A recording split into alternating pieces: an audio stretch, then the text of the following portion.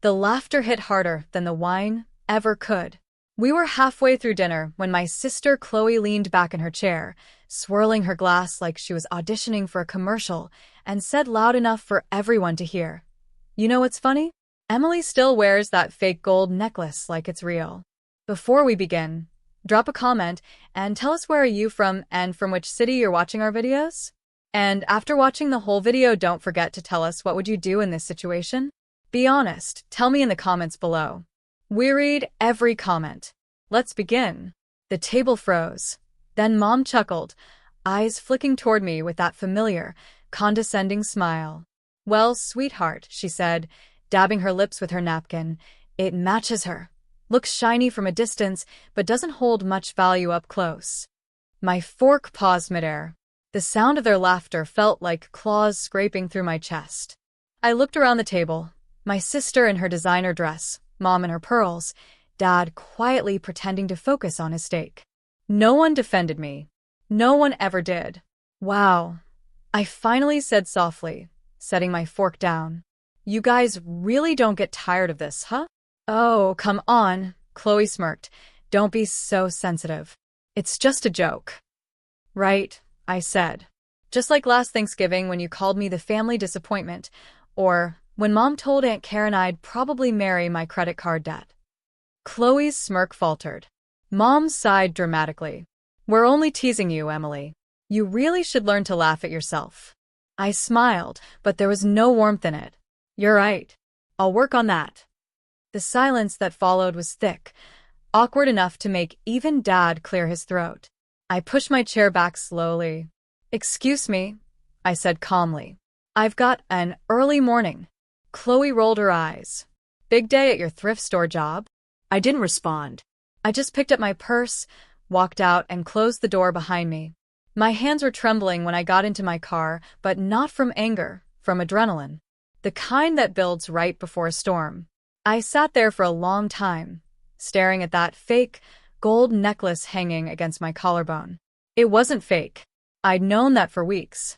A few months ago, when I was cleaning out Grandma's old attic, I'd found a certificate tucked behind one of her sketchbooks, a faint signature from a Parisian jeweler dated 1941. The same name engraved on the clasp of this necklace. Curious, I'd taken it to a private appraiser. When he examined it, his hands actually shook. He told me it wasn't costume jewelry, it was a lost artifact. Handcrafted from a unique gold alloy, part of a missing wartime collection. Its worth? Somewhere around $2.8 million. That night, while my family mocked me over dinner, I had already scheduled something big, something that would change the way they looked at me forever. So instead of crying, I opened my phone, pulled up the invitation draft I'd been working on, and started typing. The Alcott Family Charity Gala. Hosted by Ms. Emily Alcott. Location: the Metropolitan Museum Hall, 7 p.m. Then I attached a single photo, the necklace glowing under studio lights. My fingers hovered over the send button as I whispered to myself, "You want to laugh? Let's make it unforgettable." And I pressed send. That night, I didn't fall asleep thinking about what they said. I fell asleep thinking about their faces, tomorrow, when they'd finally see what I'd been wearing all along. The next evening, the air outside the Metropolitan Museum buzzed with camera flashes and murmurs. Elegant cars lined the curb, their headlights washing across the marble steps like liquid gold. I stood just inside the entrance, calm, collected, every detail of the night planned down to the last breath. A young woman from the museum staff adjusted her headset and turned to me with a polite smile. "Ms. Alcott, the press is already here. Would you like us to begin the introductions?" "Yes," I said softly, keeping my eyes fixed on the main doors. "Let's start." Minutes later, I saw them. My mother, sister, and father, stepping out of a black SUV. Chloe wore a sequined gown that screamed for attention. Mom clutched her purse like she owned the place. Their laughter carried even from outside. They had no idea. As they walked through the glass doors, Chloe looked around, clearly stunned by the grandeur. "Wait," she whispered, glancing at the crowd of well-dressed guests and photographers. "This can't be her event." Mom scoffed. Relax. She probably volunteered to help with the catering or something. Their words barely grazed me anymore. The same people who had mocked me now stood beneath chandeliers worth less than the necklace they'd called fake. I greeted them with a composed smile. You made it. Mom blinked at me, then forced a thin smile of her own. Well, of course. Your email sounded important. But really, Emily, what's going on here? You'll see, I replied. Please, enjoy yourselves until the presentation starts. I walked away before they could reply, leaving them in the middle of a sea of strangers who nodded to me, not them. The room glowed in golden light. Waiters moved gracefully through the crowd, glasses of champagne balancing on silver trays. Every now and then, I caught Chloe trying to whisper questions to random guests, her confusion turning slowly into unease.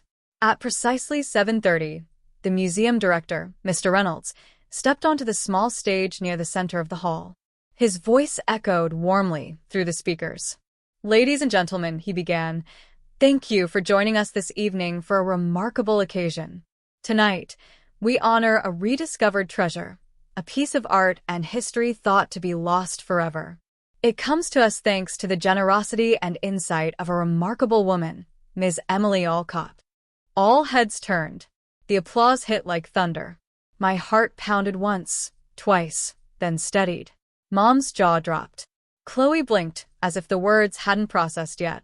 Mr. Reynolds gestured toward a covered glass display behind him. And now, we reveal the Alcott heirloom necklace, circa 1941, estimated value, $2.8 million. The velvet cloth lifted, and the entire hall gasped. There it was, gleaming under the lights, each diamond refracting like captured stars. The same necklace Chloe had mocked at dinner. The same one Mom called cheap. Now framed under museum glass, its name engraved on a gold plate. I watched their faces as realization settled in. Shock. Confusion. Then something deeper, regret. Mom's hand went to her chest. That's your necklace? She whispered. I turned toward her, keeping my tone even. The fake one, remember? Her lips parted, but no sound came. Chloe stammered. You donated this? You knew all along. I took a small step closer, lowering my voice, so only they could hear. Yes. I knew.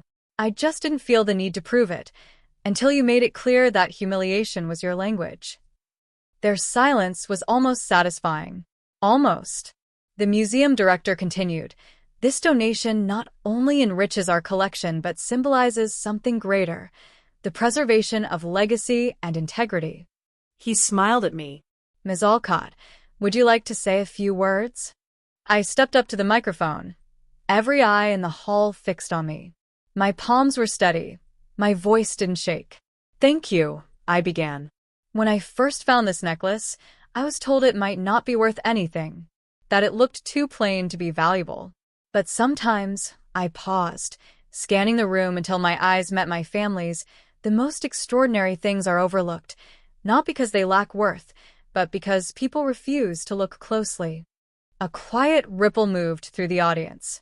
Value, I continued, isn't defined by appearance or opinion. It's defined by truth. And tonight, that truth finally shines. Applause filled the hall. Chloe looked ready to sink into the floor. Mom's eyes glistened, torn between pride and shame. When the applause softened, I stepped down from the stage. As I passed them, Mom reached out. Emily, she said softly, we didn't know. You should have told us. I met her gaze, calm but cold. You never asked. For a second, she looked smaller than I'd ever seen her. Chloe swallowed hard. Was this all just to teach us a lesson? I smiled faintly. No, Chloe. This was to remind you that respect isn't inherited, it's earned. As I turned away, the cameras flashed again, capturing a moment I knew would follow them forever, their frozen disbelief beside the plaque with my name. And in that blinding light, for the first time in my life, I felt weightless, free of their laughter, their judgment, their endless need to remind me where I stood. They had spent years treating me like a background shadow. But tonight, the spotlight didn't belong to them. It belonged to the girl they once called fake. The gala ended late, but the real show began the moment the applause died down. Chloe stood frozen near the display case, her reflection warped in the glass. $2.8 million, she whispered, almost to herself. You're lying. There's no way. Ask the museum, I said coolly. They verified every detail. Mom still looked dazed, clutching her clutch like it could protect her from embarrassment. Emily, we didn't mean to. Didn't mean to what? I cut in, my voice sharp but calm. Didn't mean to humiliate me in front of the family? Didn't mean to call me worthless every time I tried to build something for myself? Or didn't mean to assume that your approval defined my worth? Her eyes fell. For once, Mom didn't have a comeback.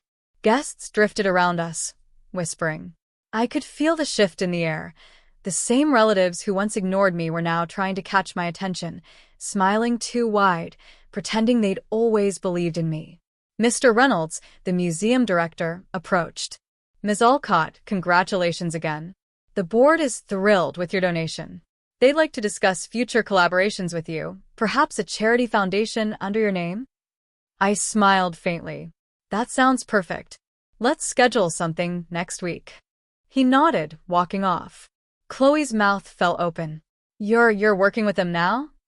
Actually, I said, glancing around at the elegantly dressed crowd, I've been working with them for months.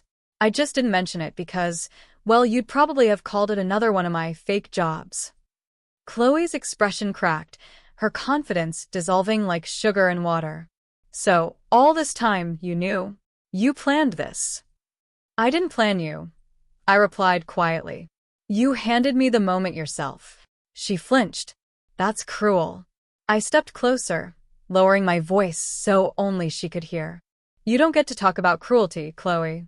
You've built your whole personality around belittling people.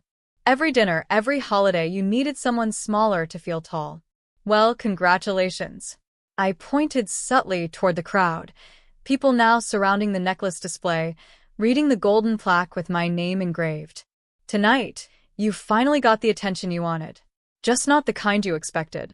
For a few seconds, silence swallowed us. Then Chloe turned and stormed off toward the exit, her heels echoing like angry punctuation marks. Mom lingered. Emily, we made mistakes. I nodded slowly. You did. Her voice cracked. Can we start over? That one question, the kind I used to dream of hearing, didn't sting the way I thought it would. It just felt late. Too late. I don't hate you, Mom, I said softly. But I've stopped needing you to see me. Her eyes shimmered. She opened her mouth, but no sound came. Instead, she just looked at me like she was realizing, maybe for the first time, that I'd outgrown the space she'd forced me into. I turned away, catching my reflection in the glass case, the necklace glowing behind me, my name shining beneath it. For the first time, I saw myself not as the outcast or the overlooked daughter, but as someone who survived being underestimated and turned it into power. Outside, the night air was crisp. The city lights glimmered like scattered jewels. I stepped onto the museum steps and exhaled slowly, watching the breath leave me like old memories drifting away. Behind me, the sound of cameras still clicked, echoing down the marble hall. Every flash, every whisper, every stunned face, it was more than validation. It was justice. And as the door closed behind me, I smiled to myself and whispered, now they finally know what real gold looks like. Sunlight poured through the curtains like it had something to prove. I sat on the edge of my bed, scrolling through my phone, dozens of messages, hundreds of notifications. The gala photos had gone viral overnight. Local woman donates lost $2.8 million artifact was plastered all over social media. My name, the one my own family used to mock, was trending. Every article had the same picture, me standing beside the display case, calm and proud, while my necklace shimmered under glass. In the background, blurred but still visible, were my mother and sister, faces pale with disbelief. The poetic justice was almost cinematic. My phone buzzed again. A text from Mom. Emily, we're proud of you.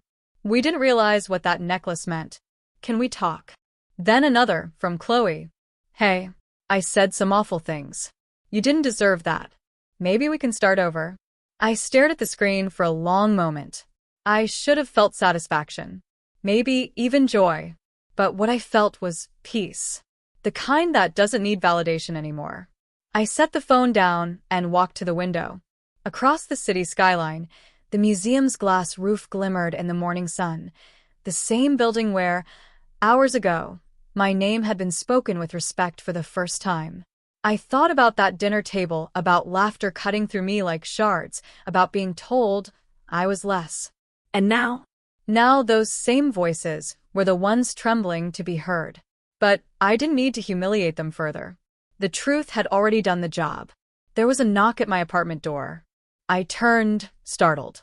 When I opened it, Dad stood there, quiet, hands in his pockets, eyes softer than I'd seen in years. "Can I come in?" he asked. I nodded. He walked to the couch, sat down, and sighed. "I saw everything. The necklace, the articles. You did good, Em." "Thanks," I said, sitting across from him. He hesitated. "Your mom's been crying all morning." Chloe too. "You really hit them hard." I folded my arms.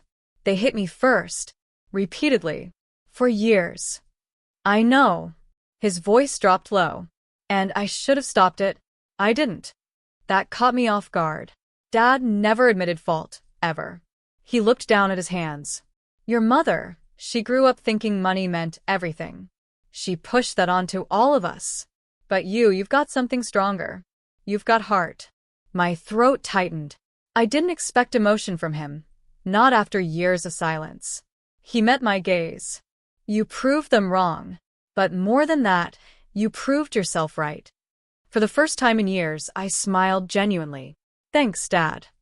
He stood, gave me a small nod, and said, "You did what I never could. You made them listen." After he left, I glanced again at my phone. The messages from Mom and Chloe still waited, blue bubbles blinking like ghosts of old wounds. I typed a reply, short, measured, true. "I forgive you, but I've moved on." Then I pressed send. The quiet that followed wasn't empty. It was clean, like a reset after a long storm. I reached into my drawer and pulled out a small velvet box. Inside was a replica of the necklace, same design, less value, made of simple gold. I fastened it around my neck and looked in the mirror. This time, I didn't see the girl with fake jewelry. I saw someone who had rebuilt herself, piece by piece, until she became untouchable. Outside, the city moved fast and bright, but I wasn't rushing anymore. I whispered to my reflection. They thought I wore something fake. Turns out, I just hadn't shown them the real me yet. And for the first time, I smiled, not because I'd won, but because I'd finally stopped needing to.